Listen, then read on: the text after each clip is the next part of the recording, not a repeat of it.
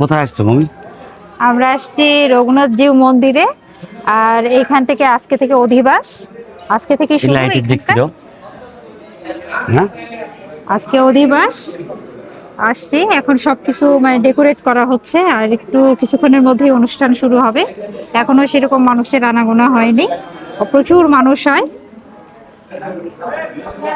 আর এইটা দেখা যায় মহাদেবপুর উপজেলার একটা মানে অনেক বড় একটা অনুষ্ঠান। এটাই বড় না? হ্যাঁ, মহারামনবমীতে এই অনুষ্ঠানটা অনেক প্রচুর প্রচুর মানুষ আসে।